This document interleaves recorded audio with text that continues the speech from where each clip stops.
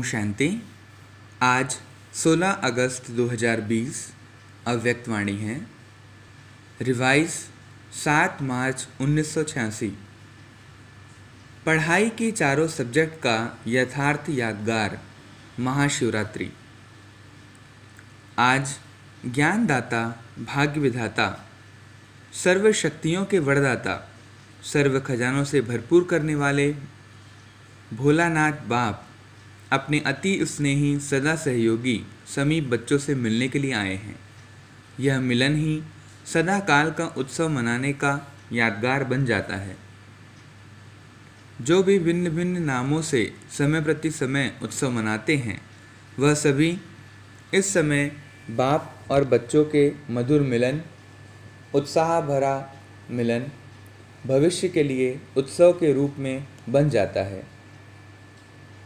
इस समय आप सर्वश्रेष्ठ बच्चों का हर दिन हर घड़ी सदा खुशी में रहने की घड़ियाँ व समय है। तो इस छोटे से संगम युग के अलौकिक जीवन, अलौकिक प्राप्तियाँ, अलौकिक अनुभवों को द्वापर से भक्तों ने भिन्न भिन्न नाम से यादगार बना दिए हैं। एक जन्म की आपकी यह जीवन भक्ति के 63 जन्मों के लिए याद का साधन बन जाती है।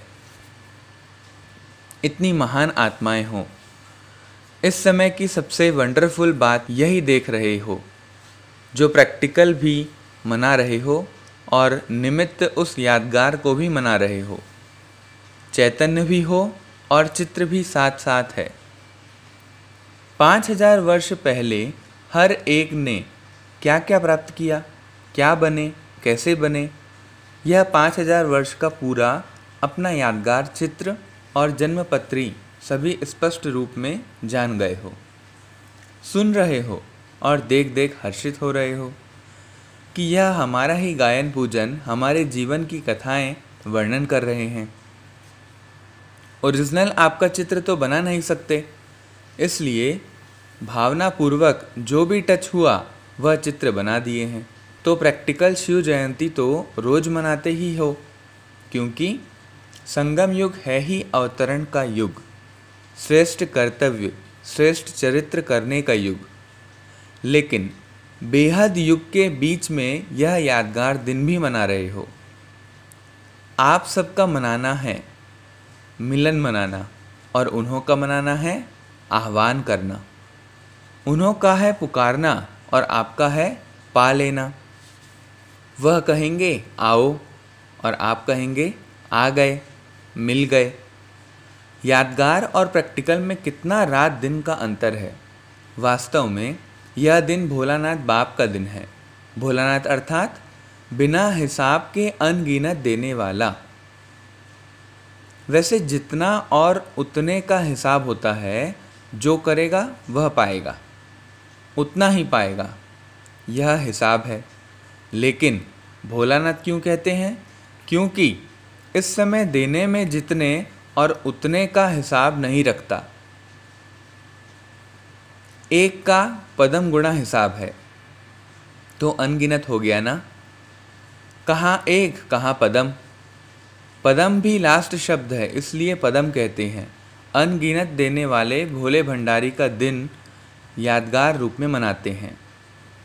आपको तो इतना मिला है तो अब तो भरपूर हो ही, लेकिन 21 जन्म 21 पीढ़ी सदा भरपूर रहेंगे। इतने जन्मों की गारंटी और कोई नहीं कर सकता। कितना भी कोई बड़ा दाता हो, लेकिन अनेक जन्म का भरपूर भंडारा होने की गारंटी कोई भी नहीं कर सकता। तो भोलानाथ हुआ ना। नॉलेजफुल होते भी भोला बनते हैं, इसलिए भोलानाथ कहा जाता है। वैसे तो हिसाब करने में एक एक संकल्प का भी हिसाब जान सकते हैं, लेकिन जानते हुए भी देने में भोलानाथ ही बनता है। तो आप सभी भोलानाथ बाप के भोलानाथ बच्चे हो ना। एक तरफ भोलानाथ कहते, दूसरी तरफ भरपूर भंडारी कहते हैं। यादगार भी देखो कितना अच्छा मनाते हैं। मनाने वालों को पता नहीं, लेकिन आप जानते हो। जो मुख्य इस संगम युग की पढ़ाई है, जिसकी विशेष 4 सब्जेक्ट हैं, वह 4 ही सब्जेक्ट यादगार दिवस पर मनाते आते हैं। कैसे? पहले भी सुनाया था कि विशेष इस उत्सव के दिन बिंदु का और बूंद का महत्व होता है। तो बिंदु इस समय के याद अर्थात योग के सब्जेक्ट की निशानी है। याद में बिंदु स्थिति में ही स्थित होते हो ना, तो बिंदु याद की निशानी और बूंद ज्ञान की भिन्न भिन्न बूंदें। इस ज्ञान के सब्जेक्ट की निशानी बूंद के रूप में दिखाई है। धारणा की निशानी इसी दिन विशेष व्रत रखते हैं।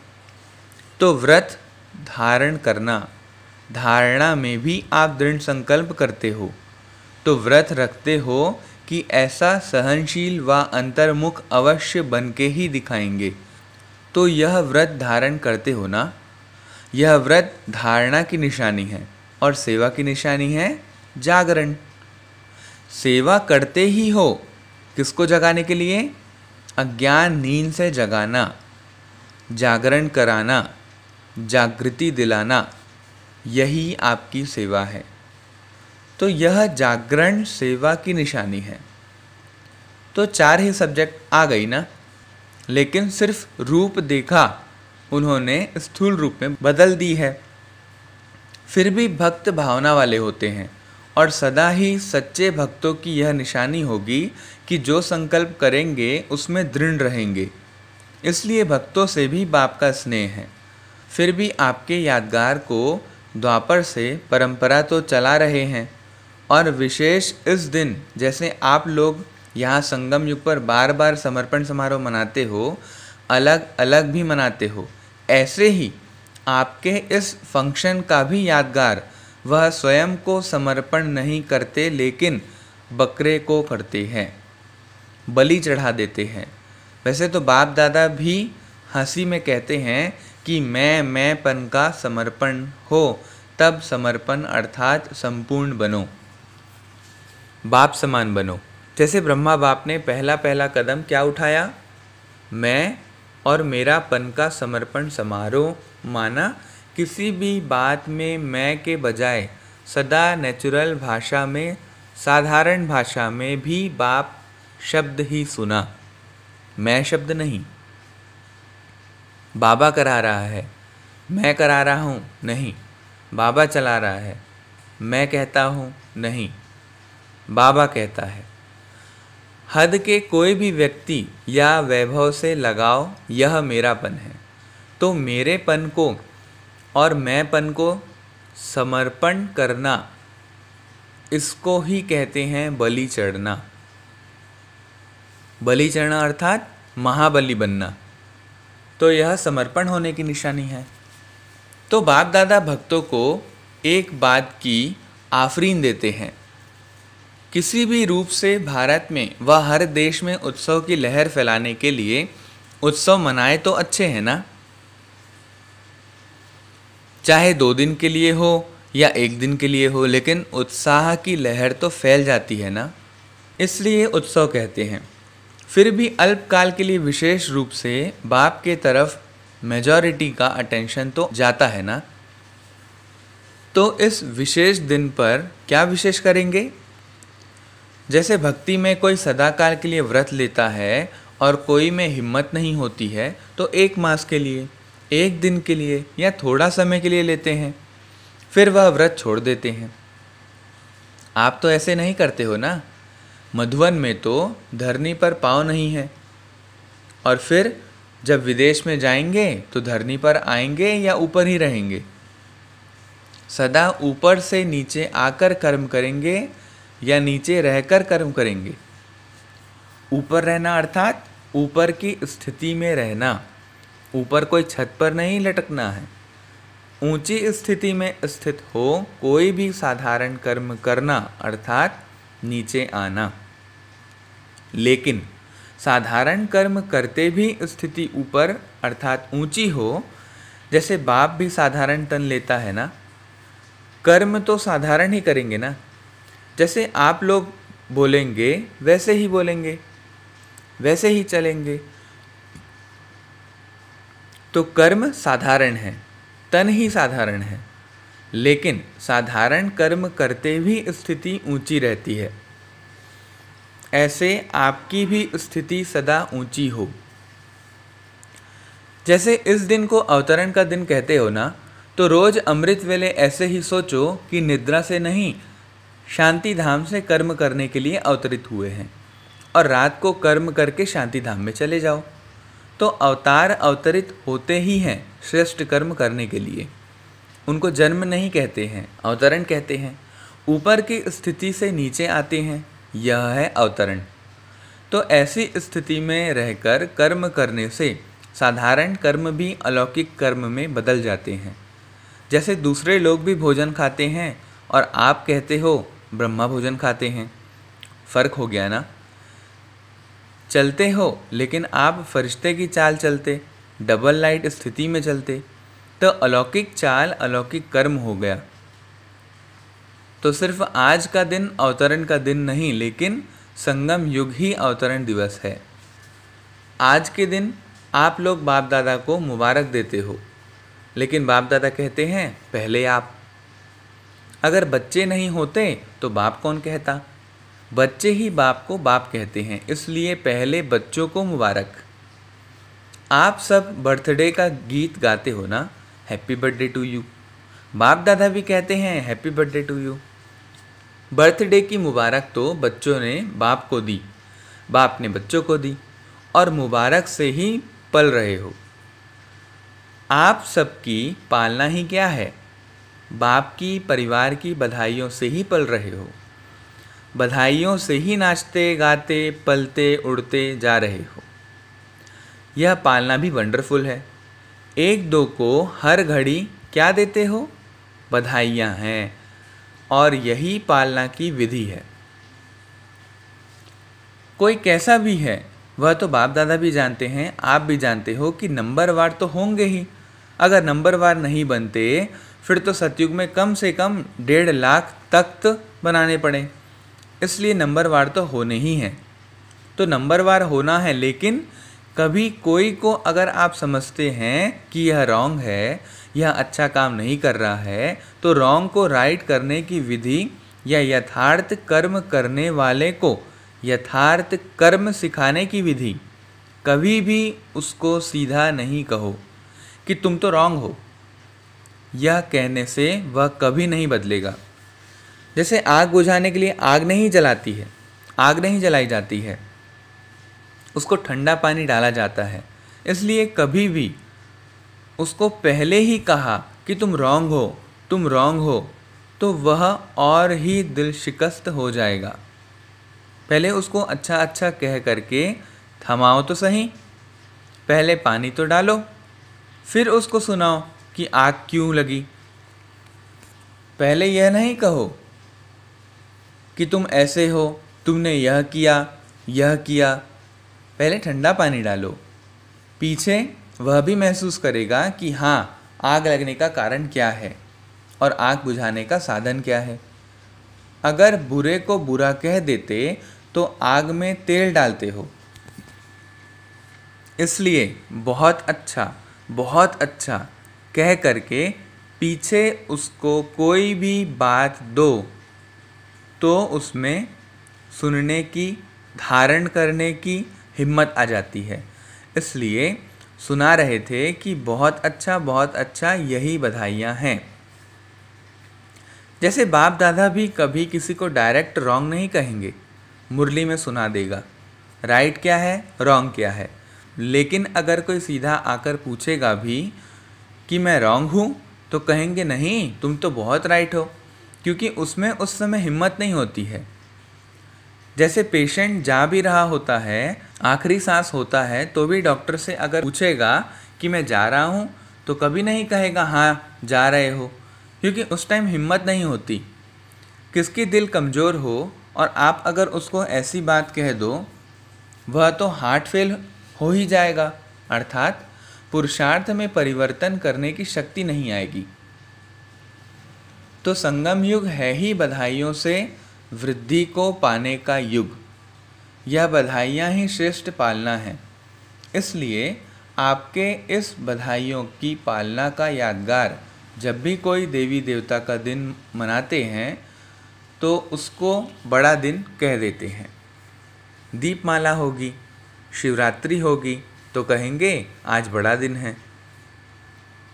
जो भी उत्सव होंगे उसको बड़ा दिन कहेंगे क्योंकि आपकी बड़ी दिल है, तो उन्होंने बड़ा दिन कह दिया है। तो एक दो को बधाइयाँ देना यह बड़ी दिल है, समझा? ऐसे नहीं कि रॉन्ग को रॉन्ग समझाएंगे नहीं, लेकिन थोड़ा धैर्य रखो। इशारा तो देना पड़ेगा लेकिन टाइम तो देखो ना। वह मर रहा है और उसको कहो मर जाओ मर जाओ, तो टाइम देखो, उसकी हिम्मत देखो। बहुत अच्छा कहने से हिम्मत आ जाती है, लेकिन दिल से कहो। ऐसे नहीं बाहर से कहो तो वह समझे कि मेरे को ऐसे ही कह रहे हैं। यह भावना की बात है। दिल का भाव रहम का हो तो उसके दिल को रहम का भाव लगेगा। इसलिए सदा बधाइयाँ देते रहो, बधाइयाँ लेते रहो। यह बधाई वरदान है। जैसे आज के दिन को गायन करते हैं, शिव के भंडारे भरपूर, तो आपका गायन है सिर्फ बाप का नहीं, सदा भंडारा भरपूर हो। दाता के बच्चे दाता बन जाओ, सुनाया था ना। भक्त है लेवता और आप हो देने वाले देवता, तो दाता माना देने वाले। किसी को भी कुछ थोड़ा भी देकर फिर आप उनसे कुछ ले लो तो उनको फील नहीं होगा, फिर कुछ भी उनको मना सकते हो, लेकिन पहले उसको दो, हिम्मत दो, उमंग दिलाओ, खुशी दिलाओ, फिर उससे कुछ भी बात मनाने चाहो तो मना सकते हो। रोज़ उत्सव मनाते रहो। रोज़ बाप से मिलन मनाना यही उत्सव मनाना है, तो रोज़ उत्सव है। अच्छा, चारों ओर के बच्चों को संगम युग के हर दिन के अवतरण दिवस की अविनाशी मुबारक हो। सदा बाप समान दाता और वरदाता बन हर आत्मा को भरपूर करने वाले मास्टर भोलानाथ बच्चों को सदा याद में रह हर कर्म को यादगार बनाने वाले बच्चों को सदा स्व उन्नति और सेवा की उन्नति में उमंग उत्साह से आगे बढ़ने वाले श्रेष्ठ बच्चों को विशेष आज के यादगार दिवस शिव जयंती, सो ब्राह्मण जयंती, हीरे तुल्य जयंती, सदा सर्व को सुखी बनाने की, संपन्न बनाने की जयंती की मुबारक और यादगार और नमस्ते।